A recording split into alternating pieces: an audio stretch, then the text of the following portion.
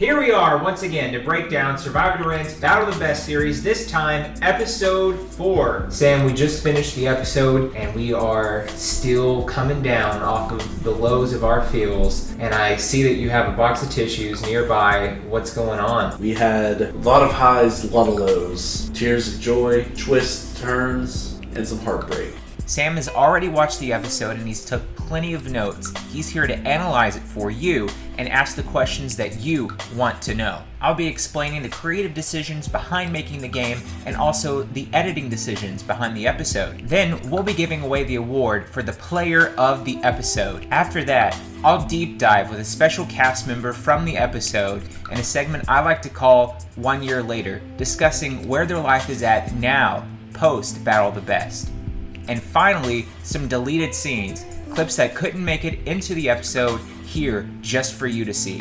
And it goes without saying, spoiler alert, if you have not watched this week's episode of Battle of the Best, you're about to be spoiled. 3, 2, 1, let's go Behind the Mind. Creating this episode, I really wanted to sort of change the vibe of Survivor Durant and sort of explore what I could do as an editor. You know, typically so far, Survivor Durant's been a good time with some laughs and kind of the comedy hour, but this time I wanted to see if I could try to pick the emotional strings of the viewers, and seeing how emotional you are, I feel very good. I feel like I succeeded, and I can call myself an editor now. Not only that, but I started to finally come into my own and explore a little bit in editing and do things that you wouldn't normally see in an episode of Survivor and explore some creativity, and I'm really eager to go over all of that with you. Just from the editing standpoint, one thing I definitely noticed was when the players would come on screen, it would show the advantages they had. And I thought that was a really neat touch. Thank you. So starting off with this episode, we see a lot of talk about trust. We see Jacobs about how he distrusts Ryan, calls her sneaky, and has spread that to other people. Yeah, it's almost like that's what the game's about. Trust and communication. It's really funny to see Jacobs' reaction right off the bat from the repercussions of the Shelby vote and how blindsided he was. At Tribal Council, during the Shelby vote, Jacobs was saying of how he was out of the loop. He's never touching the meat of the conversation. He feels like he's always on the outs. And Jacobs was actually saying that to just play it down. He truly didn't think he was on the outs. And he said, I was just saying that until it actually happened. And he had no clue how far on the outs he really was. After that, we hear kind of the opposite sentiment. We hear Ryan, and we hear Ryan talking about how much she's trusting Kurt and Taylor. And the feelings are a bit mutual between her and Jacobs. She has heard how Jacobs has been talking about her, and that's led to some issues. We didn't see the Tree of Fates in all of its glory. Ryan previously having been voted to go there at the previous Tribal Council's shifting vote topic. The reason why I incorporated the Tree of Fate, I guess, nostalgia piece, was just because I wanted to. I wanted to blend the Tree of Fate into the shifting vote topic and see how they would sort of meld together. Something that the viewers didn't see because no one went for it was then, immediately as the players were voting on who they wanted to send to the Tree of Fate, they were then also tempted with the assassin twist. And you'll see that if you're watching Behind the Mind. You've already watched it because it's a part of the deleted scenes from episode 3's Behind the Mind deleted scenes, the assassin twist. For example, I know that Kirk voted to send Ryan to the Tree of Fate. After he did that, he was then tempted with, if you choose to vote Ryan out, I will give you an idle clue. No player went for it. No player decided to vote out the person who they were trying to send to the Tree of Fate. And that's why it didn't make the cut into the episode. So, what people don't know is that it was a beautiful blend of the shifting vote topic meets the Tree of Fate meets the Assassin's twist from Assassin's Creed. With the Tree of Fate, the options were, of course, you were either going to get an advantage, a disadvantage, or nothing. Ryan, much to her regret, yeah, got a advantage. Now, this advantage, to my knowledge, had not been previously in Survivor Durant. It was the Super 50-50 coin. Yeah, the Deluxe 50-50 coin. This was another new advantage that we've done. Taken from the TV show but revamped a little bit. First of all, I have to say that we sincerely did not rig the Tree of Fate. Fate wanted her to have an advantage. Now this advantage, the deluxe 50-50 coin, is sort of an additional, like a special 50-50 coin. On the television show, they had the 50-50 coin advantage where once you flip it, if it lands on safe, you have immunity. It's as if you played a hidden immunity idol. And if you flip it and it lands on not safe, nothing happens. Simple as that. But with the deluxe 50-50 coin, it comes with 3 flips that you get to have. And if the coin ever were to land on not safe, then it's useless. But if it first lands on safe for you, you can then flip it again for an additional person and give them safety as well.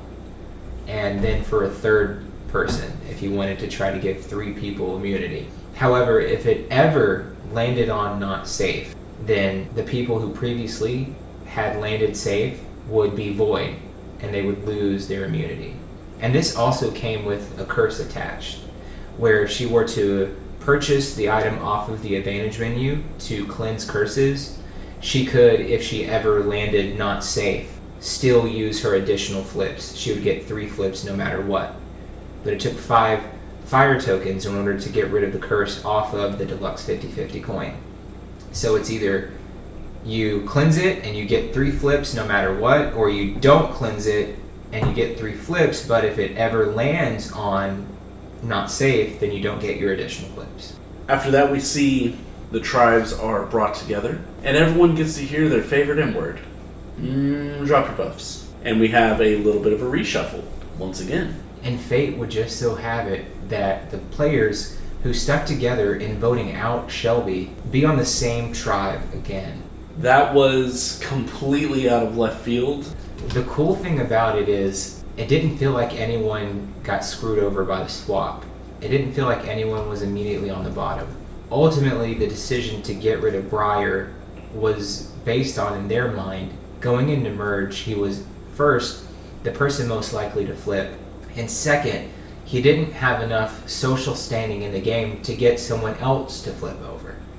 They truly believe a Merge is coming up, and they are voting in accordance to that. From there, the 2 teams are given a task. Vote amongst yourselves for one person to send to Mystery Island. And there was some debate amongst them. One tribe played rock, paper, scissors. One tribe argued. Ultimately, Nate and Cameron are sent to Mystery Island, which we then see turned into the Island of the Ages, created by Gyro with your help.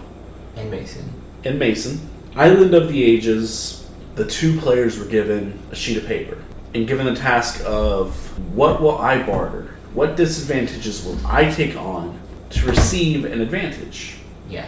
And whoever was willing to penalize themselves the most would be the one to receive the advantage. And the other person who did not check more in penalties, they wouldn't have to fulfill those.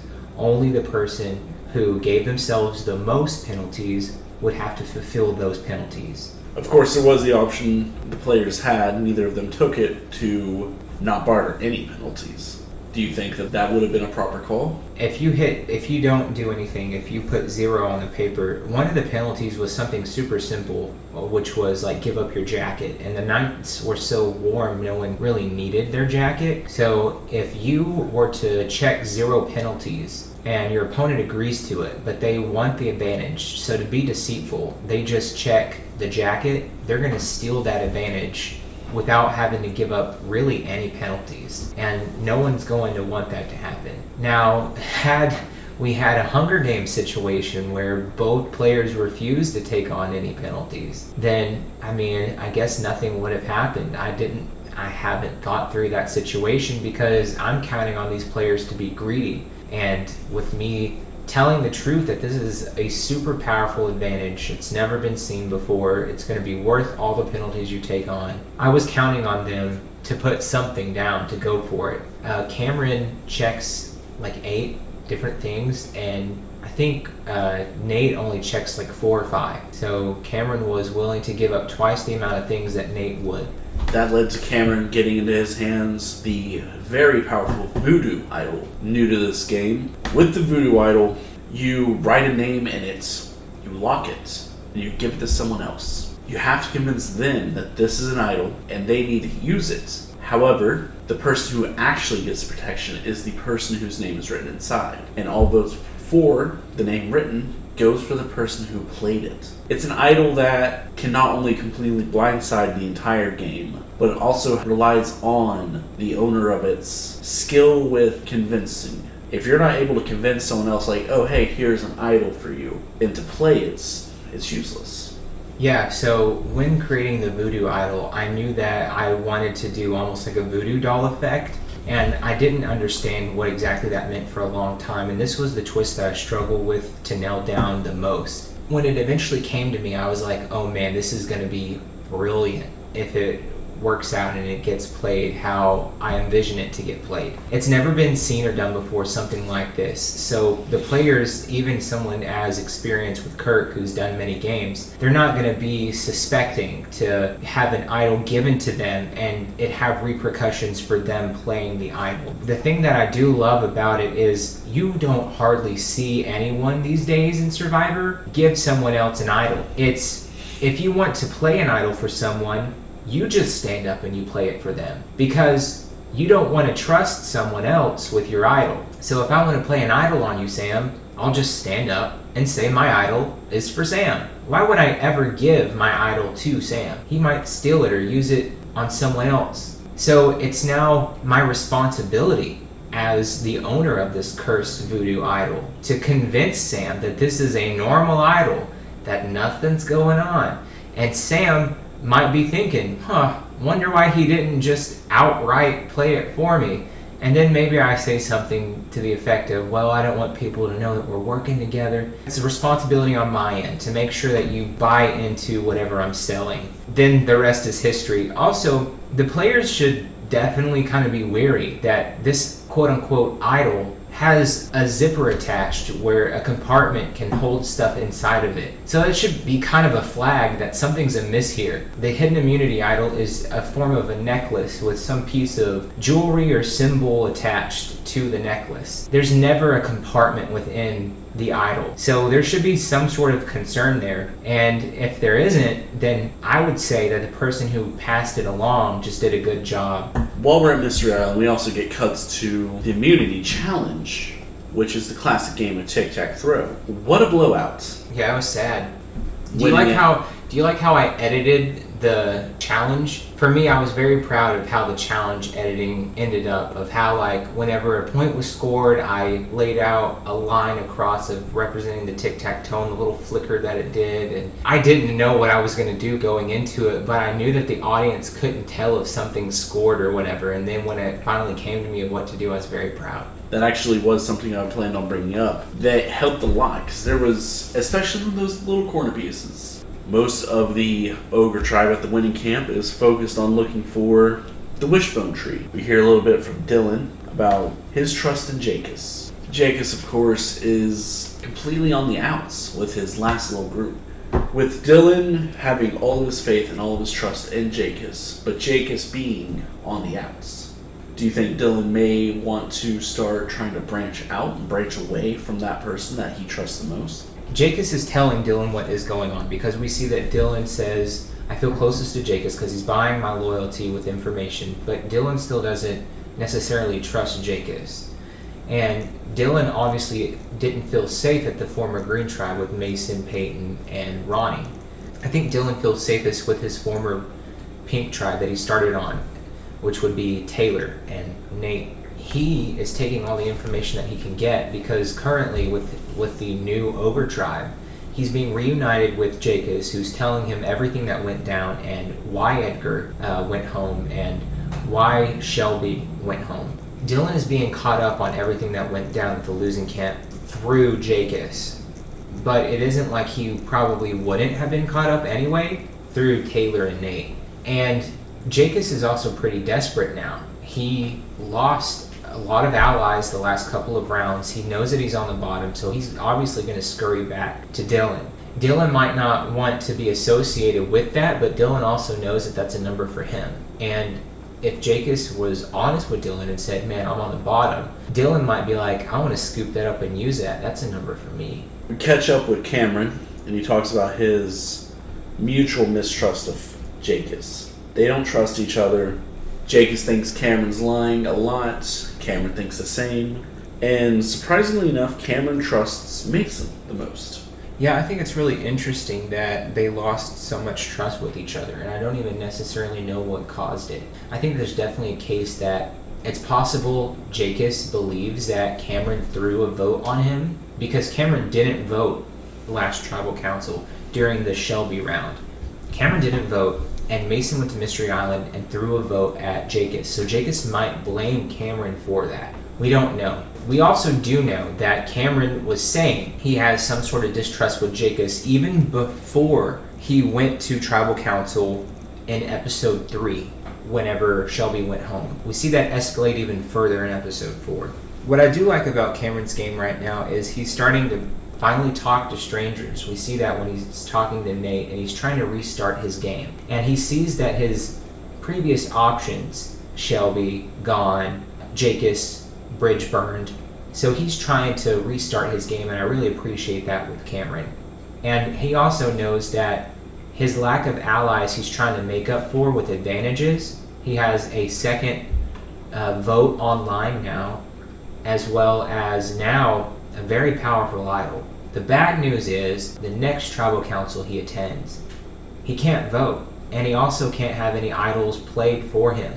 Those are the penalties he chose in order to take that big advantage. I will also say that we did a tribe shuffle this round, and if you notice, after we did a tribe shuffle, we immediately went into a tribe dilemma, where the tribes had to choose to sit someone out of the upcoming challenge that they didn't even know what the challenge was. So it's like, how do we sit someone out of a challenge where we don't even know what we're doing? That challenge was remain in the shadows. Again, we're seeing the season 8 twist reemerge in Battle of the Best. And then we reveal an additional layer that this person you sit out of your challenge is going to go to Mystery Island with the person on the opposite tribe. So it's like, instead of just sitting out our weakest player and trying to win immunity, now we have to try to sit out someone that we trust enough to tell us what's going on, and someone who we hope doesn't flip to the other side in an upcoming merge, if it's merged next, by talking to this person that they meet at Mystery Island. There's a lot of layers to that. And ultimately, we see the Ogre tribe choose Cameron to go, and we get a little bit of Jacobs' insight as to why Cameron was chosen to go. While at Athena, they just did Rochambeau. When creating the scenario for this swap tribe and this scenario of who's going to be sitting out, who's going to be getting to visit someone on the other side, and they have a little private honeymoon, I wanted the players to have more of a dilemma than they did, and to see them just do Rochambeau, it could cost them dearly going forward, because if you notice, between Nate and Cameron, they were getting along. There wasn't any malice there with them. They had a chance to talk, and Cameron says, I need somebody, and Nate says, I'm right here, I need someone too. So who knows what repercussions that little meeting between the two could have going forward in the game. They talk about how they sent Cameron because they don't trust him. I'm not sure if that was the right call, to send someone you don't trust. Mystery Island could have been anything at that point. If I was in those shoes, I would want to send someone I know would be honest with us. I know would tell us exactly what happens and lay it on the line. And then we see the losing camp, and we see a plan develop. And now, seeing who went home, we see that the plan developed was just a big show in front of Briar, where people say, should we do Gabe? Because Gabe walks away. And sitting there is Ryan, Taylor, Kirk, Briar. Taylor's like, should we do Gabe? And then Ryan's like, how about we just do Nate? He's a winner. And then Taylor's like, yeah, you're right. If we're going forward together, Gabe can help us win challenges more. And Ryan's like, yeah, I agree. We should vote out Nate and keep Gabe. And we see that was all for show, now that Briar left, to just make him feel warm, fuzzy, and comfortable inside, and make him think that it was Nate. But we also do see that Briar has a heart and tells Nate, hey, it's you. I have to admit, they're saying you. Notice how Nate doesn't flip and say, well, actually, they're saying you too.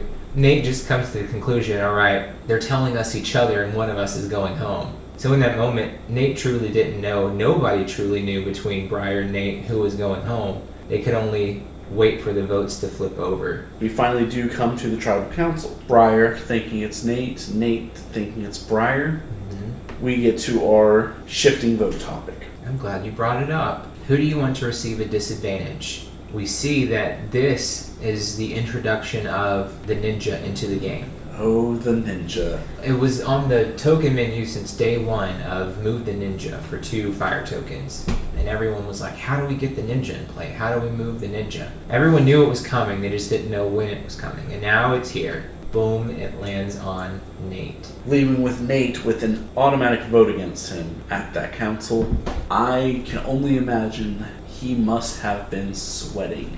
Now it's just an additional layer added to this already complicated game. And that was going hand in hand with the theme of this game. The theme of this game was pressure. Making sure that the players felt immense pressure, not only because it's Survivor Durant's coming out party to the world of, hey, we're here, we exist, we've been doing this for a while, and it's my pressure to make sure that we have a good product, their pressure to make sure that we have a good game, but also in general that the players are feeling the heat and making them feel like things are overcomplicated and that they're having to multitask and think about layer upon layer of the games. And because now the ninja is in play, you're going to see that players will have their game plan laid out and then remember the ninja is a thing and have to rethink all of it. Even with the ninja in play, however, fate was sealed.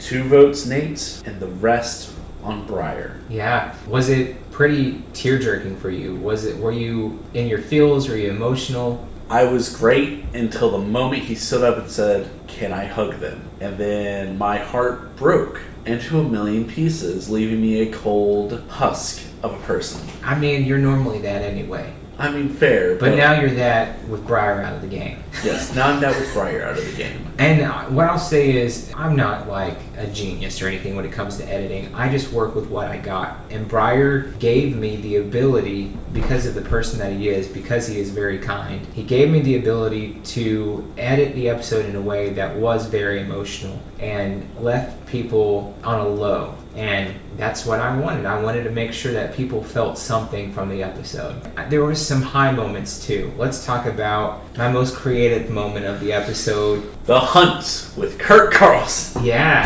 Da, da, da, da, da, da, da. I'm back, bitches. That was the single greatest thing of this episode. That moment comes from nowhere. It completely breaks it up. It is, here's Survivor.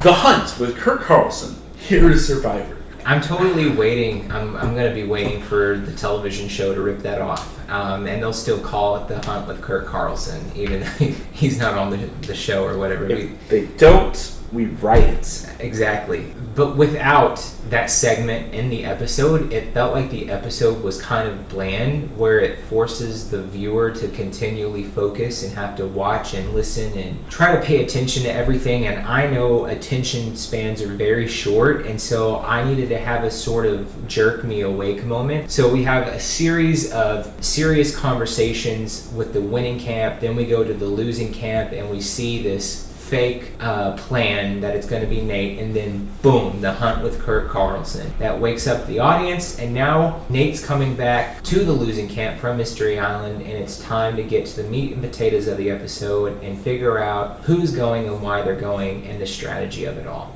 But now, it's time to award our player of the episode.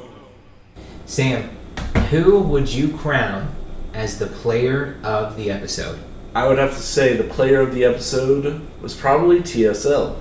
Again, a three-peat. Again, a three-peat, yes. TSL is continuing with her mob boss ways, and it's really showing. None of the other players really did much to stand out in this episode. It was a lot of, this is how I want things to go, well, let's do this. As much as I would love for it to be Briar with his emotional pulls, as much as I would love for it to be Cameron and Nate coming out of their shells and talking to each other. The things that makes the player of the episode to me is the ones who make the moves. And in this situation, the one who made the move was Taylor. For me, I guess I have to agree, because who else are we going to give it to? Peyton? They're on the winning camp. Why would they need to make moves right now? Taylor, congratulations, 3-peat on Player of the Episode. Thank you so much, Sam, for taking the time to go behind the mind. Sam, do you have any final comments about the episode? This episode was definitely a tearjerker. It turns at all the emotions. I hope everyone viewing this felt the same way I did, and I just want to say thank you for joining us. We are now going to go into the 1 year later segment. Sounds great. And here we are with our 1 year later segment. This week's guest is Santa Claus himself. Some of y'all know him as the lovable teddy bear, Briar Henry, everybody. What's up?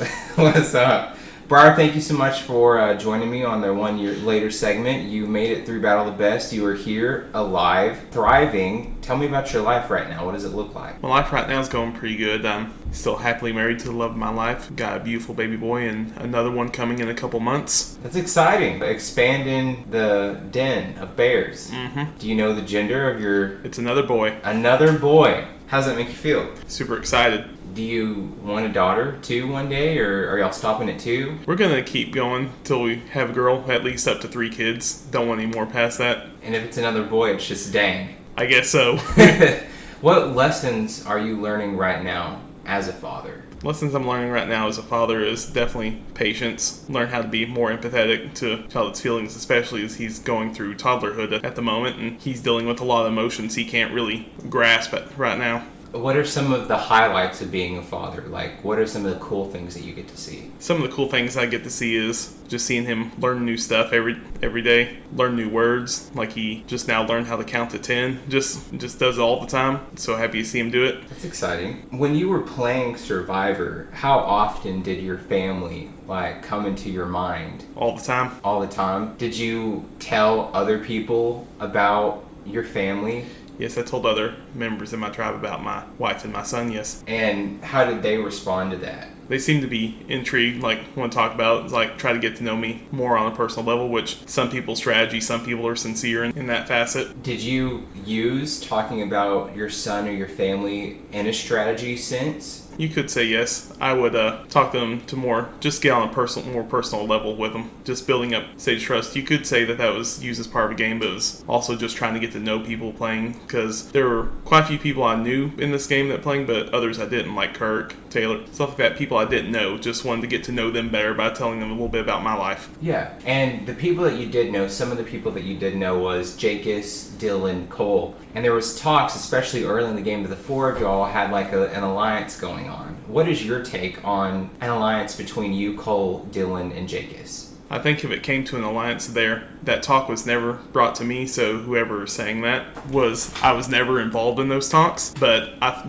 do not like the looks of that alliance because Jakes and Dylan have their personal vendettas against me, and I know I'd be at the bottom of that alliance, so I would never have joined it. Yeah, I know, especially round 1 and round 2, Cole and Jacus were the ones talking about it, how they wanted to go far into the game. And I think what turned Jacus off about you is, for whatever reason, he blamed you for the Shelby vote. He said Briar was the one who turned everyone against Shelby somehow, and he got out my number 1 ally. So Jacus was so out of the loop about the Shelby vote that he blamed you. You took all the gruff from it. Mm-hmm. And that, to be fair, because what happened was that, at least from my point of view, Jacobs was trying to pressure me into voting how he wanted the vote to go. Sounds like Jacobs. Yes, and I wasn't going to have any part of that. It's no, you're not going to tell me how to use my vote right now. So we did that.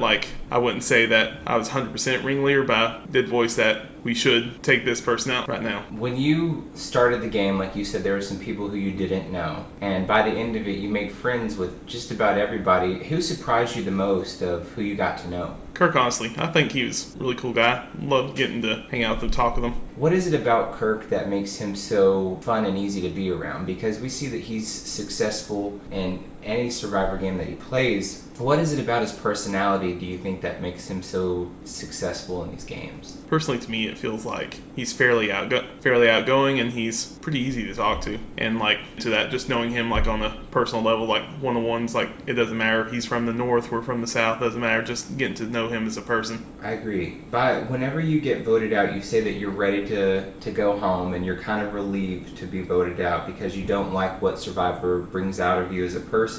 What is it specifically about Survivor that turns you off?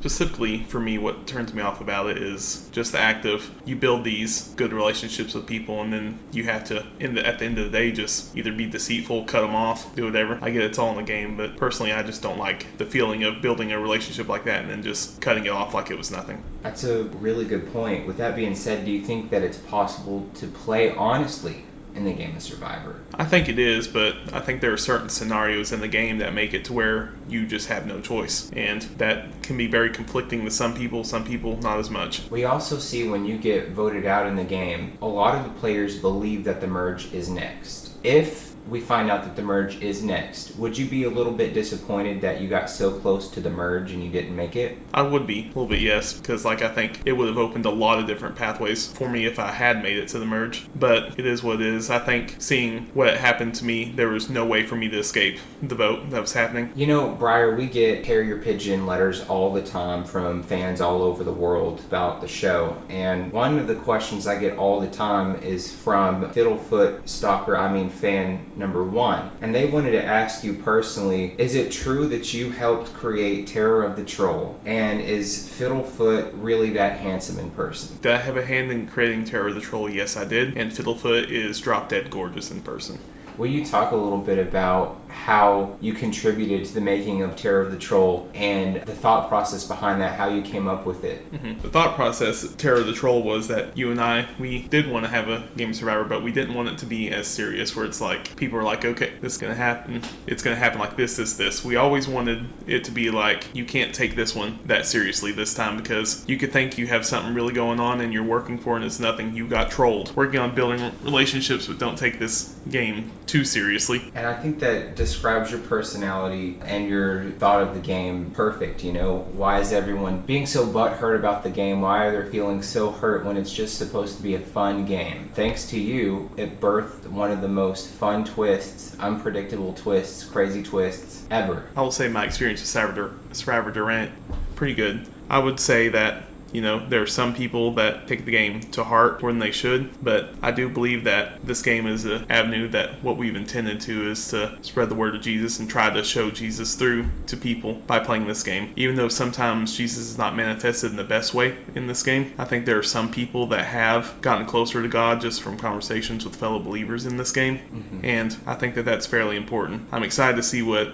Survivor Durant's LRG has the future when it comes to doing that. People might get saved, but it's just that the venue of talking about Jesus is what's most important in this. Absolutely. Briar, thank you so much for joining us on the 1 Year Later segment. Now we're going to go ahead and show some deleted scenes. When the game starts, I'm going to have a conversation with Ryan. Okay. Sounds good. Did you say my name? I did. I said her name. This sounds like I was telling Dylan who I'm going to talk to during the game. okay. Sabarge. This is a Grabs. That's for grabs. Good job. Sure. Up for grabs. I will disappear whenever. Up for grabs. I'll disappear whenever you say my name. What am I? I will disappear whenever you say my name. Who do you? What? We got new ones. Grabs. Yeah.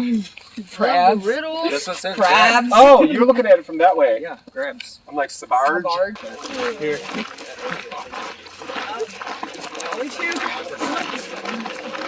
Coming into this tribal, I feel sad, because we are choosing to vote out Briar, and we told him we're voting out Nate, and he believes us 100%, and I feel like it's my fault because he trusts me a lot, and he doesn't really know Kirk or Taylor or Gabe, so like deciding to vote out like Nate and telling him that, he didn't really believe them, but then he talked to me, and I like convinced him of it, and then he believed it for sure. So I feel really bad for him because he's definitely about to be blindsided pretty hard. He fully believes it's Nate. Nate went to talk to him and he was like, Nate, we're voting you out. Sorry. So that was a little... So yeah, I don't know. I feel bad, but it's a game, so it should be fine.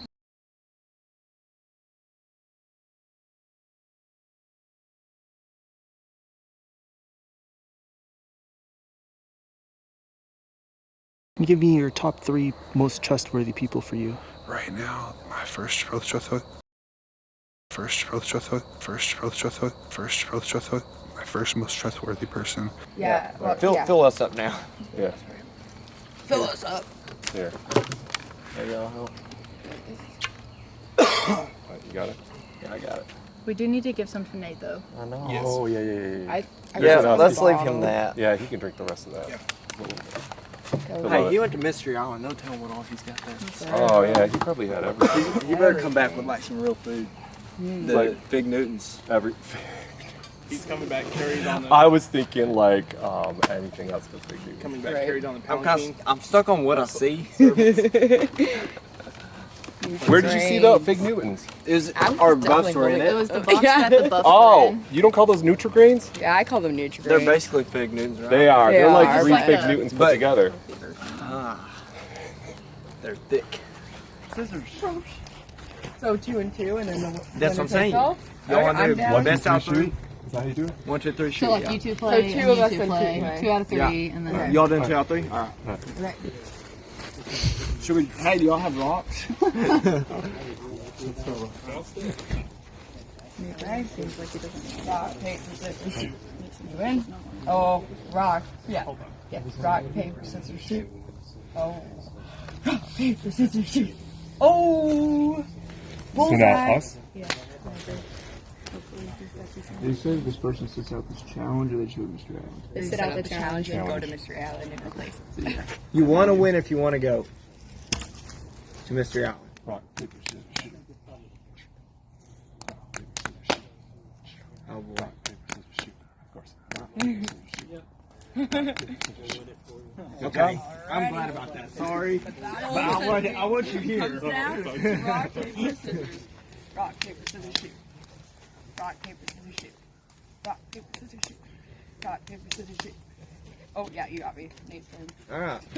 I'm so There it is. focused. There it is. So much food I want to eat right now.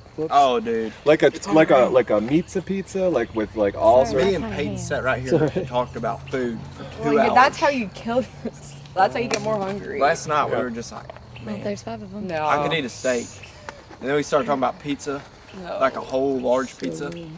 What I wanted before I got here was a steak, and I was gonna buy one, even spend the money at the airport. Nothing. Nowhere to go for food. Where? Texas Roadhouse. That is, We got one of those. that's my favorite place to eat steaks. honestly. Is that the one where they throw peanuts on the floor? Or is that the other one? Oh, That's the other mostly one. Logan's. That's Oh, what I'm saying. Logan's. Yep. Current Ogre's coattails, I think, will get me into conversations if Kirk continues to last. If Kirk lasts, well, he's a major threat to everybody. But riding under the radar, letting the bigger targets, 'cause everybody sees me as a snake. Everybody sees me as this character that I haven't been to anybody yet. And I don't know that that's necessarily my gameplay or going to happen. I think that the next 18 hours are gonna be very fast paced. There's gonna be a lot of knives turning. I can't trust anyone. I don't know how conversations with Ryan are gonna go. I don't know what conversations she's been having with Taylor. I know Dylan and I are trying to get our final 2 deal to the end. So I want to honor what's going to benefit me, keep me out of the crosshairs, which right now means taking Cameron out after Kurt. And then after that, it's really just a sociological game of who's believing whom. So, Are those cattails? Yes. Ah. Are they illegal to pull up here? No. The bottoms of them are edible. Really? Yeah. Not completely edible? Like, is it going to taste good? No. Too bad that You road's can't off eat it. limits. If I get hungry, you see me sucking on one. No, Don't it's judge me. not. When you gotta go to the bathroom in the middle of the night, you can run right over there. I haven't seen any wild carrot. I know how to find wild carrot. How about deer? How about we just focus on a whole animal? Yeah. I will give. I'm good with the I'll more give vegetarian 3 options in the woods. fire tokens if I'll you leave let all me the get my hunting rig to cover the professionals. bow in my What is truck. Absolutely bow? not. No idea. Okay. It's just like a bow that's not like a doesn't do it There's for 2 you. different kinds. Yeah. Oh, okay. It's not a compound, which has That's the what you it's know the called. little wheels and stuff. Okay. Gives more power to recurve.